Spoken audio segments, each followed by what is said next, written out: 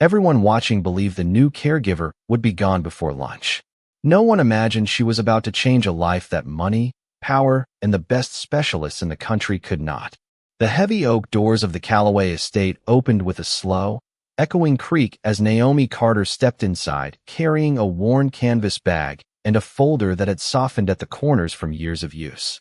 She paused for only a second, taking in the towering marble columns, crystal chandeliers, and polished floors that reflected the morning sunlight like still water.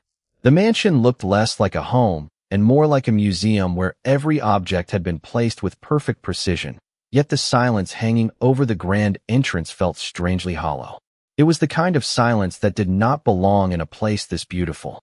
Naomi adjusted the strap on her bag, smoothed the sleeves of her navy cardigan, and followed the housekeeper toward the private residence on the second floor. She had cared for people in small apartments, suburban homes, and crowded rehabilitation centers, but nothing had prepared her for a place where every hallway seemed to stretch forever. The housekeeper stopped beside a pair of carved double doors and lowered her voice. Mr. Calloway appreciates professionalism. Speak only when necessary. Do not argue with him. If he asks you to leave, simply leave. Naomi nodded politely, although she noticed the woman avoided making eye contact as though repeating instructions she had delivered too many times before. Inside the room, Ethan Calloway sat beside a floor-to-ceiling window overlooking acres of perfectly maintained gardens. Months earlier, he had been known as one of the most influential businessmen in Chicago, a man whose confidence filled every room before he spoke a single word. Now he remained motionless in a custom-built wheelchair, dressed in an immaculate charcoal sweater, his broad shoulders still commanding respect, while his distant blue eyes seemed fixed on a horizon no one else could see. Several unopened books rested on the table beside him. A cup of coffee had grown cold hours ago. He did not look toward the door when Naomi entered. Instead, he continued staring through the glass, as if expecting another caregiver to disappear, just like all the others. The head housekeeper quietly placed a silver tray filled with medication beside Naomi. "Bring this to Mr. Calloway," she whispered before leaving the room. Naomi took one careful step, then another. Halfway across the polished hardwood floor, the strap of her bag slipped from her shoulder. She instinctively reached to catch it, but her elbow bumped the edge of the tray. Glass bottles rattled wildly before tumbling across the floor with sharp metallic echoes that filled the room. Pills remained safely sealed inside their containers, but the sound alone was enough to freeze every person within earshot. Two security officers immediately turned toward the library entrance. The housekeeper closed her eyes in disappointment. Naomi stood completely still for one heartbeat before kneeling to gather every bottle with careful hands. "I am truly sorry," she said softly, her warm voice carrying more honesty than fear. "I was trying so hard not to make a mistake that I managed to make the biggest one possible." The room remained silent. Everyone waited for Ethan to dismiss her without hesitation. Instead, for the first time that morning, he slowly turned his wheelchair and looked directly at Naomi. His expression revealed neither anger nor annoyance, only quiet curiosity, as though the woman picking bottles off the floor had just interrupted something far more important than his routine, and neither of them realized that this awkward beginning would become the first page of a story that would change them both forever. The silence stretched so long that Naomi began to wonder whether she should quietly gather her bag and walk back through the front gates before anyone asked her to. Instead, Ethan Calloway lowered his eyes toward the scattered medicine bottles resting in her hands and spoke in a calm voice that surprised everyone in the room. "Leave the tray on the table." There was no anger, no disappointment, just quiet exhaustion. Naomi carefully stood, placed every bottle back where it belonged, and stepped aside. The head housekeeper looked visibly confused. She had witnessed more than 20 caregivers arrive at the estate during the past year, and not one of them had survived a mistake on the very first morning. Ethan slowly turned his wheelchair toward the hallway leading to the private wing. "She starts today," he said before disappearing through the open doorway. Those 3 words echoed through the mansion far longer than anyone expected. Naomi hurried after him, still convinced someone would stop her at any moment and explain that a terrible misunderstanding had taken place. Nobody did. The private residence occupied the quietest corner of the estate. Floor-to-ceiling windows overlooked gardens that seemed almost too perfect to be real. Yet despite the breathtaking view, the rooms felt strangely lifeless. Expensive paintings covered the walls. Shelves filled with first editions stretched from polished hardwood floors to ornate ceilings. A grand piano rested near the fireplace beneath a layer of untouched dust. Every object suggested success. Nothing suggested happiness. Naomi quietly took everything in while Ethan guided his wheelchair into the library without looking back. She noticed several framed family photographs displayed along the mantel. Some faced forward. Others had been turned toward the wall as though certain memories had become too painful to revisit. She never asked why. Instead, she walked toward the windows and gently pulled one curtain aside. Warm sunlight immediately spilled across the room, filling the dark corners with soft golden light. Ethan finally looked up. "Who told you to do that?" he asked. Naomi smiled nervously. "Nobody, sir. I just thought the room deserved a little mourning." Ethan stared at her for several seconds before quietly returning his attention to the garden outside. He did not ask her to close the curtains again. Naomi took that as permission to continue. While organizing a side table, she noticed a small houseplant with dry leaves curling toward the floor. The soil had become hard from weeks without water. She searched the nearby cabinet, found a small watering can, and carefully poured just enough water into the pot. "Sometimes people forget the quiet things," she murmured almost to herself. "They stay alive much longer than anyone expects if somebody remembers them." Ethan heard every word. His eyes slowly drifted from the struggling plant to the woman standing beside it. She had not once mentioned his condition. She had not spoken to him with sympathy or uncomfortable optimism. She simply noticed what everyone else had stopped seeing. Across the hallway, two members of the household staff exchanged puzzled glances. The new caregiver was not polished. She was not graceful. She had already made an unforgettable mistake before breakfast. Yet somehow the atmosphere inside the library felt different. The silence no longer seemed heavy. It almost sounded as though the mansion itself had taken its first full breath in a very long time. And although neither Ethan nor Naomi realized it yet, the smallest changes often became the ones that transformed an entire life. 3 mornings later, the mansion followed the same flawless routine it had repeated for years, but the people inside had quietly begun watching Naomi instead of ignoring her. Every member of the household expected another mistake. They did not have to wait long. While carrying a breakfast tray through the sunroom, Naomi accidentally caught the edge of the table with her hip. A glass of orange juice tipped over, sending bright droplets across an expensive linen cloth before rolling harmlessly onto the carpet. The room fell silent. One of the security officers sighed under his breath. The head housekeeper closed her planner with visible disappointment. Another caregiver, everyone assumed. Different face. Same ending. Naomi immediately reached for a towel. "I really wish graceful came naturally to me," she said with an embarrassed smile. "Unfortunately, it keeps calling the wrong person." She carefully cleaned every drop without rushing or making excuses.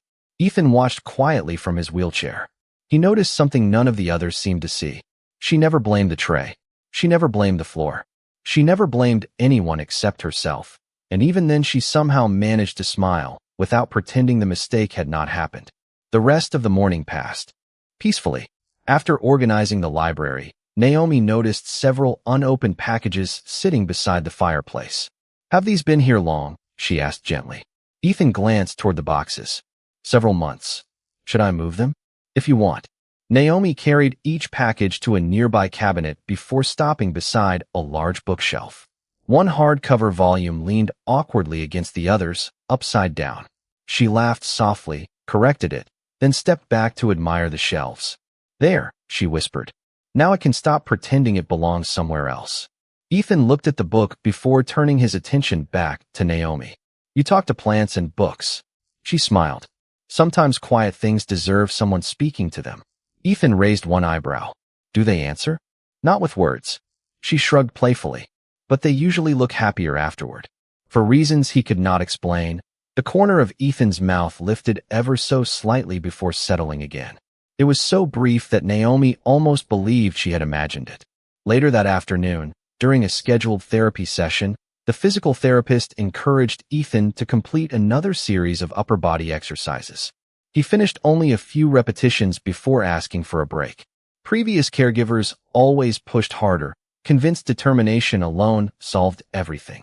Naomi quietly rolled his wheelchair toward the glass doors overlooking the gardens instead. Outside, children from a neighboring charity were planting colorful tulips with volunteers along the property line. Tiny gloves covered muddy hands. Bright laughter drifted through the spring air. Naomi rested her hands lightly on the back of the wheelchair. "They are making something beautiful that they will not see until weeks from now," she said. Ethan watched the children working together. Most people would not have the patience. Naomi nodded thoughtfully. Hope usually grows slower than people expect. Neither of them spoke again for several minutes. Across the hallway, two staff members whispered to each other.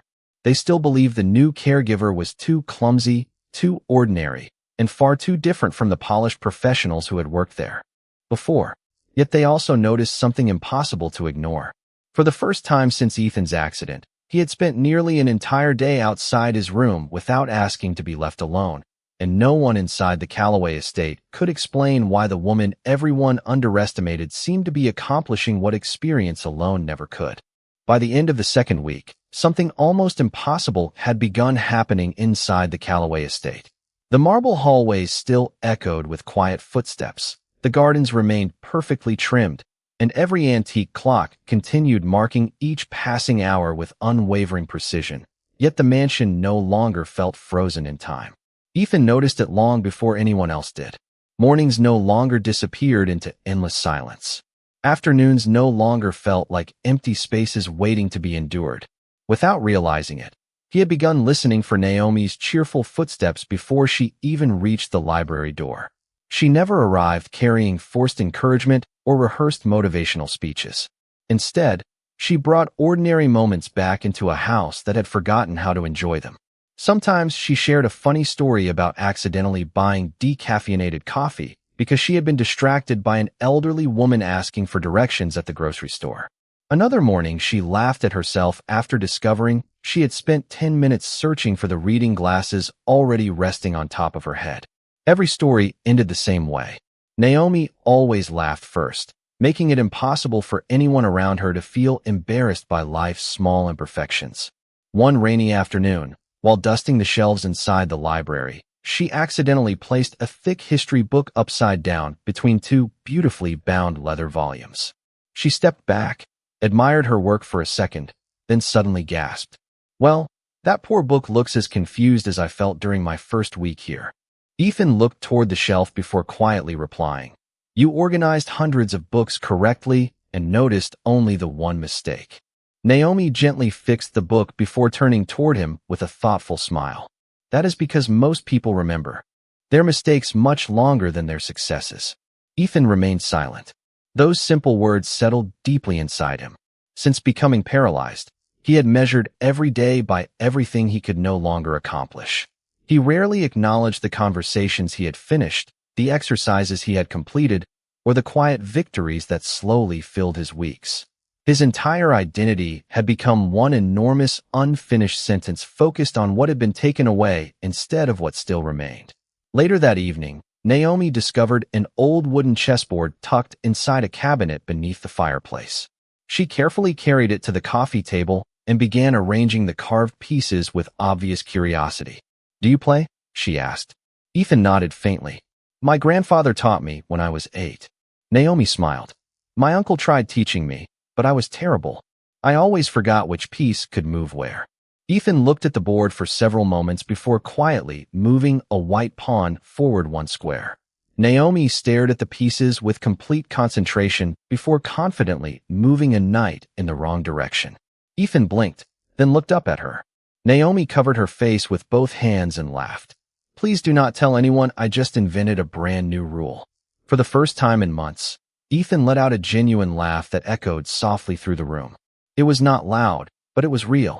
Staff members walking past the library slowed their steps in disbelief. The head housekeeper quietly paused outside the doorway without interrupting. She had not heard that sound since before the accident changed everything. As Ethan looked across the chessboard at Naomi's warm smile, he realized something had quietly shifted between them. She was no longer simply the woman hired to care for him. Without either of them planning it, She had become the first person in a very long time who reminded him what it felt like to enjoy being alive, and neither of them could possibly know how important that quiet realization would soon become. The following week arrived with gentle spring rain tapping against the tall windows of the Callaway estate, wrapping the gardens in a soft silver mist that blurred the distant trees into watercolor shapes. Naomi had settled into a quiet routine that no longer felt like work alone. Every morning, she opened the library curtains just enough to let sunlight enter whenever the weather allowed, watered the small houseplant that had begun growing bright new leaves, and placed a fresh cup of coffee beside Ethan before he reached for the morning newspaper.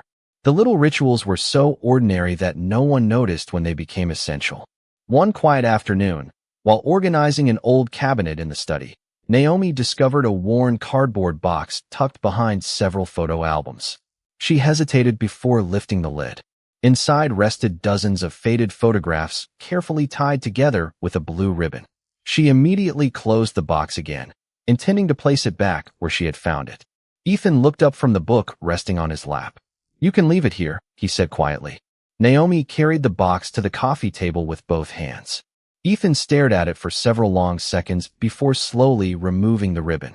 The first photograph showed a smiling young woman sitting beside an older woman in a wheelchair beneath a flowering tree.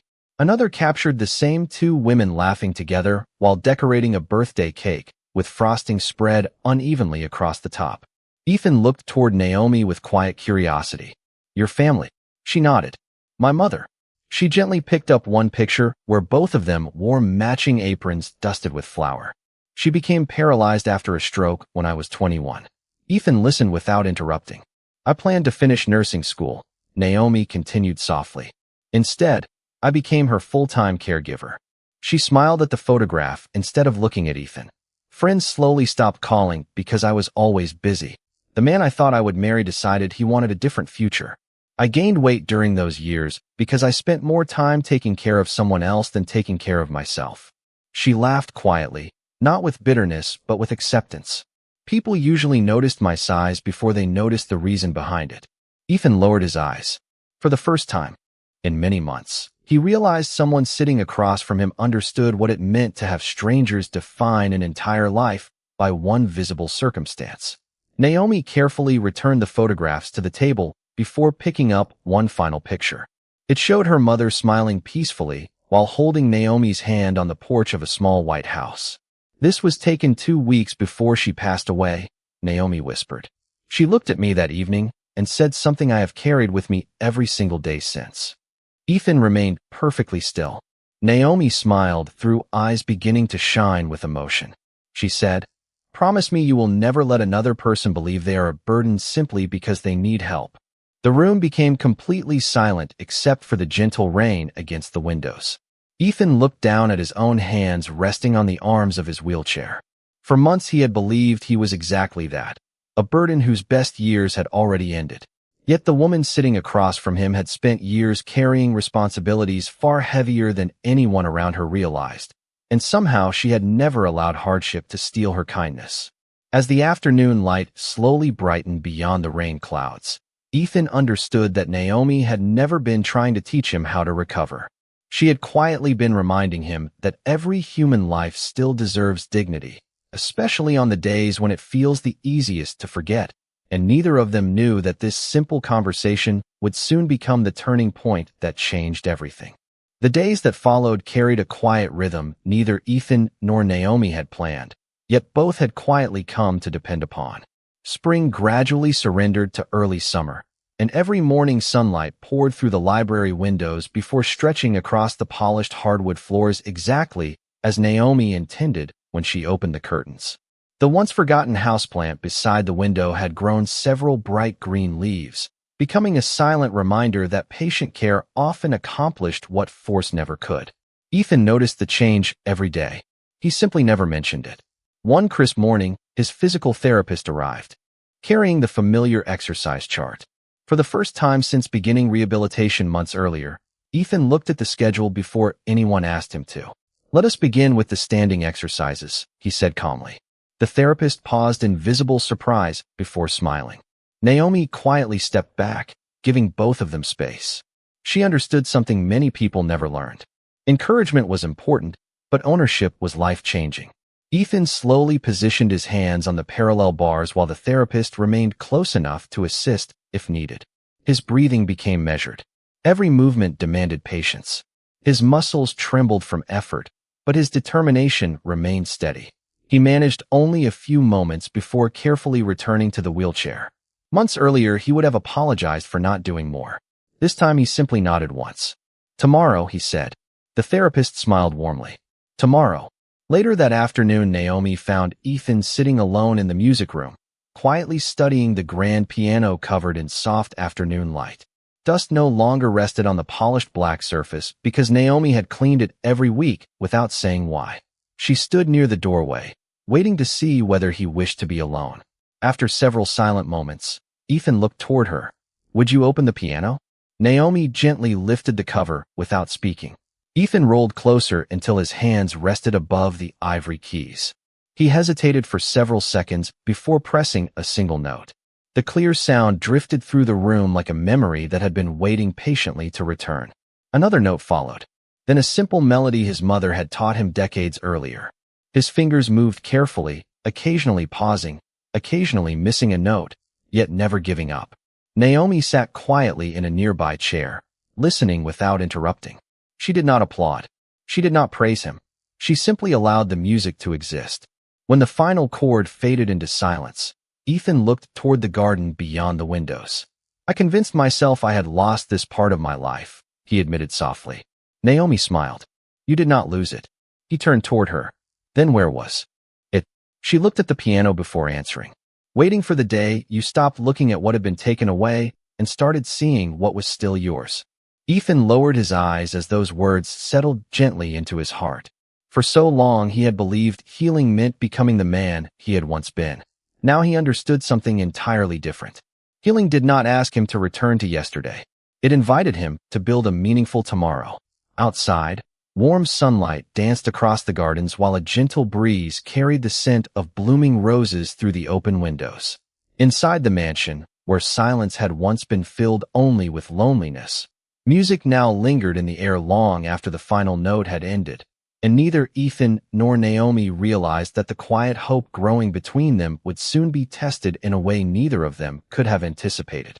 Summer settled gently over the Callaway estate, and with every passing week the mansion seemed to awaken alongside the gardens surrounding it.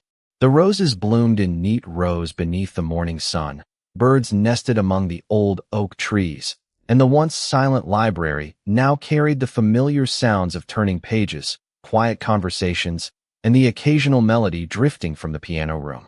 Ethan had not recovered the use of his legs, but something far more important had begun returning.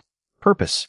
Every morning he reviewed reports with renewed focus before meeting with his physical therapist, and every afternoon he spent time developing new ideas instead of counting the hours until evening. Naomi noticed the difference without ever mentioning it.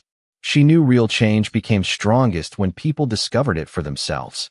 One Monday morning, the estate manager entered the library carrying several leather folders and an expression filled with quiet concern. "Sir," he began carefully, "the executive board has requested an in-person strategy meeting next Friday. Several partners are questioning whether the company should appoint an acting chairman until your recovery progresses further." The room became still. Months earlier, those words would have reopened every fear Ethan carried inside him. He would have canceled the meeting before anyone finished explaining the agenda. Instead, he calmly accepted the folders and opened the first page. "Schedule the meeting here," he replied. The manager blinked in surprise. "At the estate, sir?" Ethan nodded. "Yes. They deserve to see that leadership is not measured by where someone stands." After the manager quietly left, Naomi continued arranging fresh flowers inside a crystal vase near the windows. She said nothing until Ethan looked toward her. "You are not going to tell me everything will be fine?" he asked with a faint smile. Naomi gently trimmed one final stem before placing it into the arrangement. "No." Ethan looked mildly amused. "Why not?" She smiled back. "Because you do not need comforting today. You need someone who believes you already know what to do." Ethan lowered his eyes for a moment, realizing how different those words felt from the encouragement he had heard during the past year. She was not trying to protect him from difficulty. She was reminding him that he had already grown strong enough to face it. Later that afternoon, during rehabilitation, Ethan asked to practice transferring from his wheelchair onto a nearby wooden bench with only minimal assistance from his therapist. The movement demanded patience, concentration, and complete trust in the process. His arms trembled with effort, and he paused several times to steady his breathing, but he refused to rush. Naomi remained quietly nearby, resisting every instinct to step forward too soon. She remembered the promise she had made to her mother years earlier. Helping someone did not always mean carrying them. Sometimes it meant believing in them long enough for them to discover their own strength. After several determined minutes, Ethan completed the transfer successfully. The therapist smiled with genuine pride, while Ethan simply looked through the open windows toward the gardens glowing beneath the afternoon sun.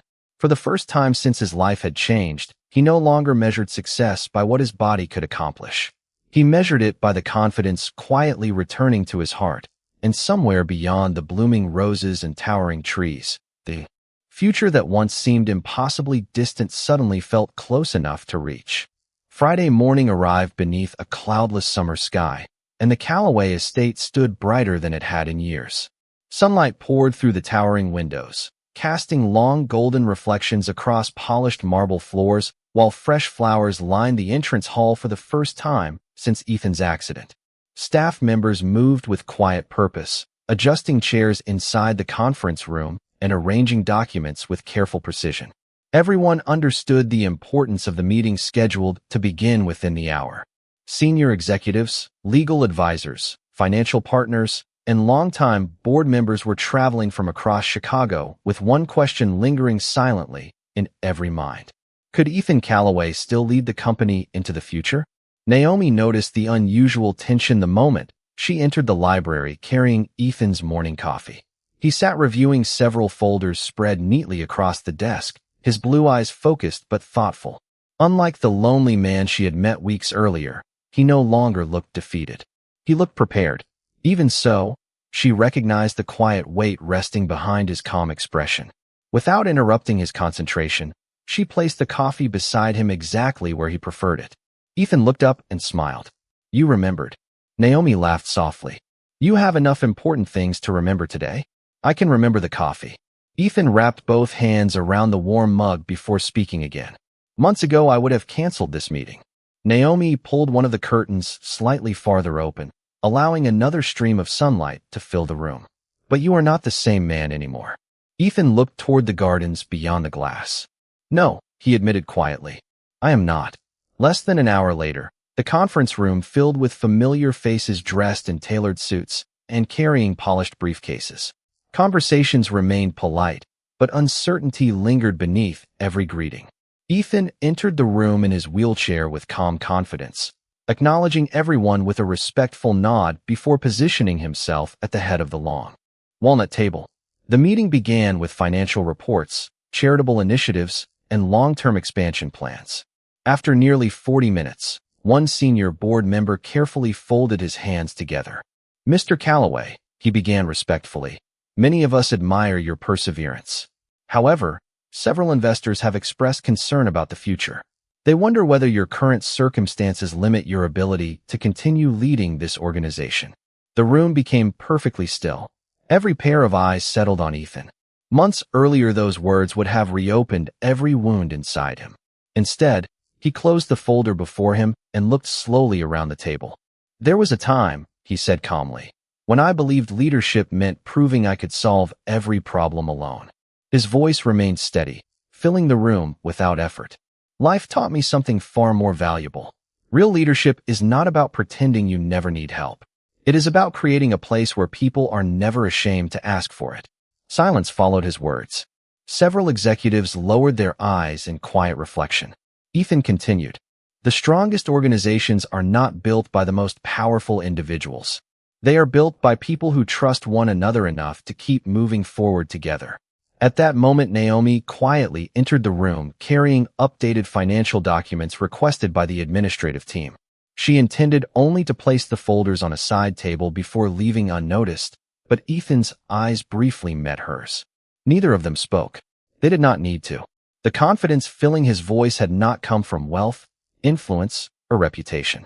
It had grown from the quiet lessons of compassion she had shared without ever asking for recognition. As the meeting continued, every person around the table slowly realized they were no longer evaluating whether Ethan remained capable of leading others. They were witnessing a leader who had finally discovered what true strength had always looked like. Several weeks passed before the Calloway estate welcomed guests once again, but this time the atmosphere felt entirely different. The grand ballroom, once reserved for formal celebrations and private business gatherings, now carried a warmth no amount of luxury alone could create. Sunlight streamed through towering windows, reflecting across crystal chandeliers and polished marble floors, while fresh white lilies and blue hydrangeas filled the room with quiet elegance. Business leaders stood beside physicians, rehabilitation specialists chatted with nonprofit volunteers, and families caring for loved ones found themselves seated beside executives who had once measured success only through numbers. At the front of the ballroom stood a simple wooden podium beside a large banner bearing the words, Calloway Caregiver Foundation. The program had one mission, providing financial assistance, professional training, and emotional support for family caregivers who quietly carried responsibilities the world too often overlooked. Naomi stood near the back of the room, wearing a modest navy blue dress she had almost decided not to wear because she believed the event belonged to people far more accomplished than herself. The head housekeeper gently adjusted the small silver pin on Naomi's collar before smiling. "You belong here," she whispered, "more than anyone realizes." Moments later, every conversation faded as Ethan entered the ballroom. Although he still relied on his wheelchair for daily mobility, confidence had returned to his eyes in a way no medical report could ever measure. He rolled calmly toward the podium while the audience welcomed him with warm applause. Ethan waited until the room became completely quiet before speaking. "There was a time when I believed strength meant never depending on another person," he began. "Then life placed me in a position where accepting help became the only path forward." He paused, looking across the audience before continuing. "Doctors helped my body. Therapists challenged my determination. Friends reminded me I was not alone. I owe each of them more gratitude than words can express. But there is one person who gave me something none of them could." Ethan slowly turned toward the back of the ballroom. "Naomi Carter, would you please join me?" Naomi looked around in complete surprise before quietly making her way through the crowd. Every pair of eyes followed her as she stepped onto the stage beside Ethan. He smiled warmly before addressing the audience once again. Many people first noticed Naomi because she was clumsy. Some noticed her appearance before they noticed her heart. Others assumed she would never succeed inside this house. The ballroom remained perfectly still. I noticed something different. I noticed a woman who never treated me like a problem that needed to be solved. She reminded me that dignity does not disappear because life changes. She reminded me that asking for help is not weakness. Most importantly, she reminded me that every person deserves to believe tomorrow is still worth reaching for. Naomi's eyes filled with tears she could no longer hide. Ethan gently reached for her hand, not to steady himself, but to honor the person who had quietly changed his life. This foundation exists because one extraordinary caregiver kept a promise she once made to her mother. She refused to let another human being believe they were a burden. Because of her, I no longer measure my life by what I lost. I measure it by the lives I can still help. For several breathtaking seconds, no one moved. Then one person stood. Another followed. Within moments, the entire ballroom rose in a standing ovation that seemed to last forever. Naomi smiled through grateful tears as sunlight filled the room with gentle warmth. And in that unforgettable silence between the applause, everyone present understood that true greatness had never lived in power, wealth, or reputation. It had always lived inside ordinary acts of compassion. And that day the world quietly remembered what human dignity truly looks like.